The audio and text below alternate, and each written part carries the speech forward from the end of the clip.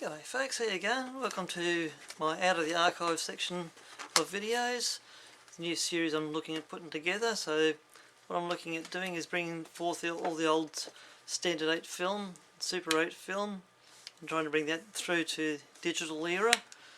Plus on top of that, you may or may not remember any of these things from the Video 8 cassette, where all the tape runs from reel to reel, through to what I'm bringing you at the moment, stuff from VHS compact. Now with these, they have a special adapter which this sits into, and just to give you some idea, there is still tape in this one of course, but a lot of my archives are coming off VHS compact at the moment. And amongst all my great archive stuff that either recorded once before on camera or on a video machine, but anyone ever remember Betachord, otherwise known as Betamax? You know, some people go, oh no, Beta, but this was the better quality, and all the TV stations used to use these here in Australia at one stage. Some of my archives I'll be bringing you straight off standard VHS. The thing is with the VHS tapes, if you unlock them, you can see there how these were, I suppose, a standard thing back in the day.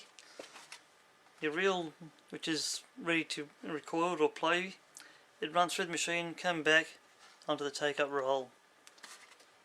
But what I've got here in the background on my computer at the moment is some video. It's in the video machine at the moment. And this is where I'm transferring from the old tape archives, the old, what do you call, analog. But basically from the old analog stuff, I'm using Cyberlink Power Director, I think if I get it right, but yeah, Power Director program. Down in this blue window area is where the tape is. Machine's in pause at the moment. If I put it into play mode, oops, I don't want rewind, I want play mode, get some idea, some of what's just been done, and if I let it go a little bit more, bear with me a minute, there we go, there's the next bit coming on. Maybe I'll be able to set up in this little window where the next bit of video is. I'll be doing transfer off. With that, once it goes from the old analog signal to the digital signal, there's a bit of a drop in quality, but the old tapes, well, after about a decade or so, I've never been seeing daylight. This is now what I'm currently in the process of trying to transfer. Anything of gold, or anything of value you might call it. This bit of video I've got in the background, nighttime shot, that is stuff that was recorded back in the mid-90s, and yeah, you've got here under live wires, train coming through. But in a future out of the archives part of my series, you'll be able to see this particular piece of video. The first suburban train going through at night time on the Midland line, by the looks of things. Yeah, possibly on the Midland line there, but we'll see that better in quality later. But at the moment, in my out of the archives series of videos, I've got a few lined up, and you'll be able to see some of what I've managed to transfer. I'll just stop this in a moment. It's a returning suburban train.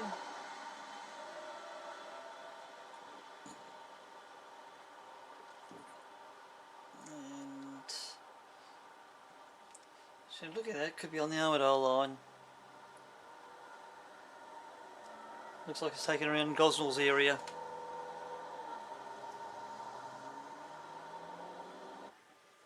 I'll just pause that there for the moment. And some of the other video I've actually got lined up is more so to do with model railway gear. Some of you out there may or may not know of a layout called Rodney Green, named in my honour perhaps, but with that, as a extension of that, which became known as Peakdale. Peakdale Model Railway is actually available now on YouTube. It's done by the people who built it, Dave and Jean Wainwright. So if you want to look them up on your YouTube channel, just open up another tab and have a look at it via there. So the Peakdale layout is extension to the Rodney Green one, as I was saying. That started off as 2 6x4s, became 3 6x4s, and then extension of that was an 8x4, and that's Peakdale Part 1, and then another 8x4 became Peakdale Part 2. So check those videos up on YouTube if you like, and when I go through all these archives, you'll be able to see some of what I've transferred. I apologise that the quality is not necessarily the best, but when you're converting from analog to digital and the videotape doesn't track properly, you do lose some sort of quality. Unless you've got professional equipment, unlike me, then that's the only way you'll get good quality stuff. Hope you enjoyed my archives, and I'll catch you soon.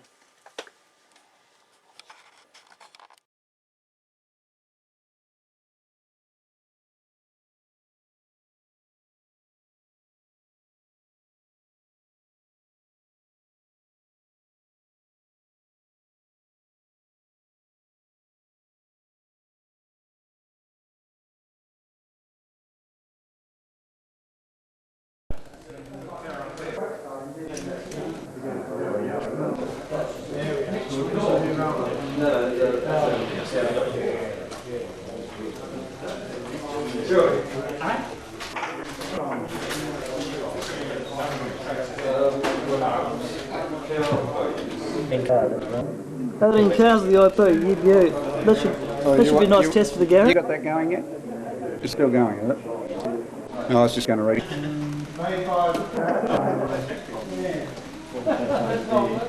Pajama?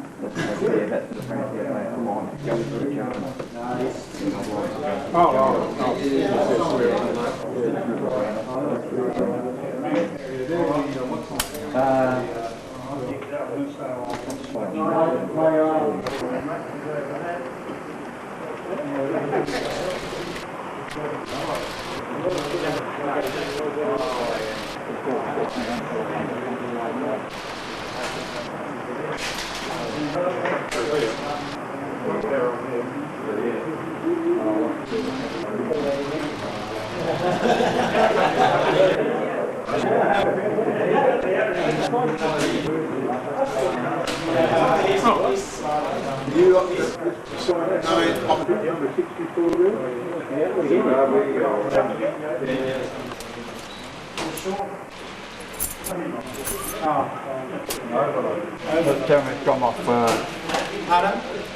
might come off the track. So you try it again. Right. Something wrong. Oh. In the tunnel? Probably out under the bloody tunnel again.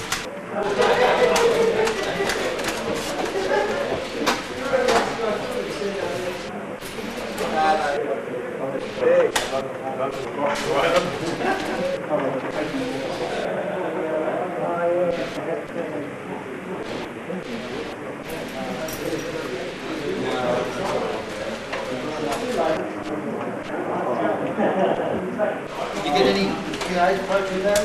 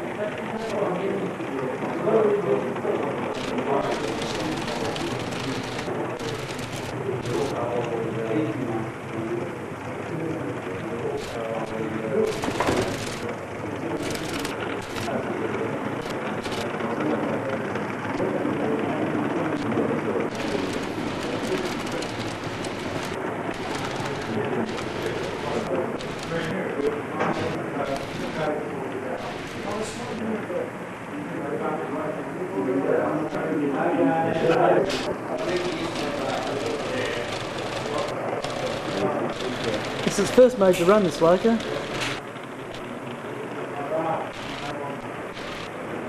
And you got a passenger train behind? Yeah, it's an inaugural run. Is that your next pro?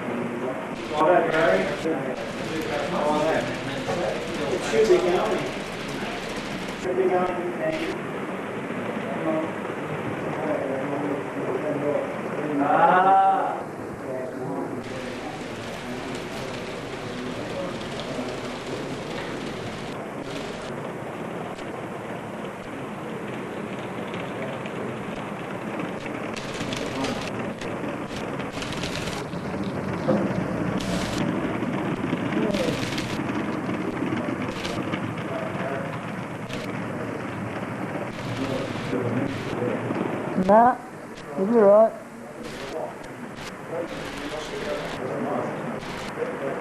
DJH60 fast. It's running twin 5-pole machinima motors and a 361 gearbox on each end.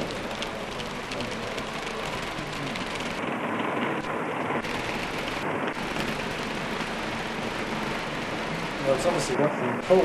Yeah, it's taking 18 IP cars.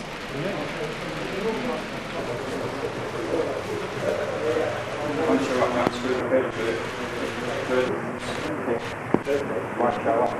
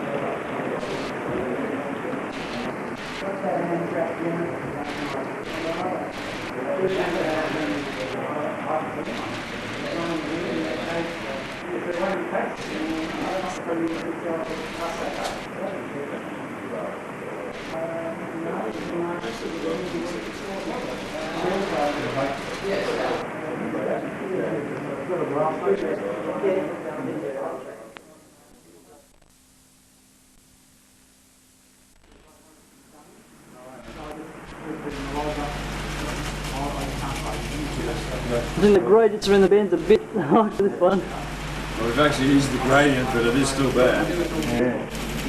Yeah, that's just too much for it. But I've got the 18 IP cars and how many gun cars? You can't turn around here and get it. Oh, no, you're getting the body. I'm just getting the entire train coming through. Oh, is that the Glen? Yep. Where you got mate?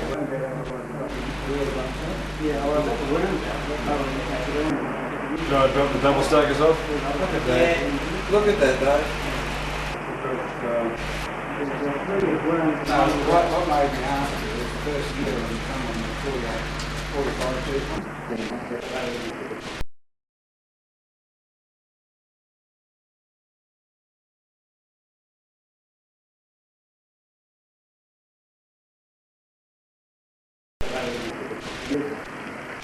dash 9 no, not side one, but the ladies are saying. We'll get to the side one. Yeah, because the difference between dash 2 and the SD, the dash 9.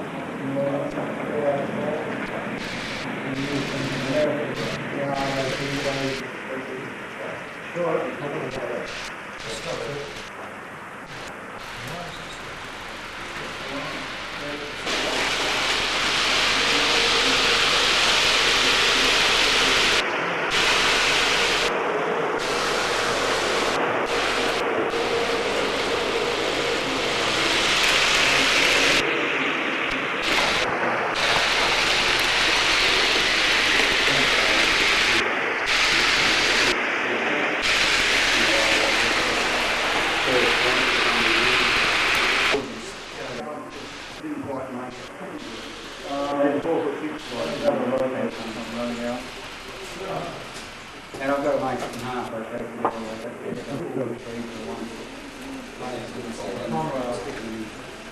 Oh, if it's a track, my wheels are filthy through there.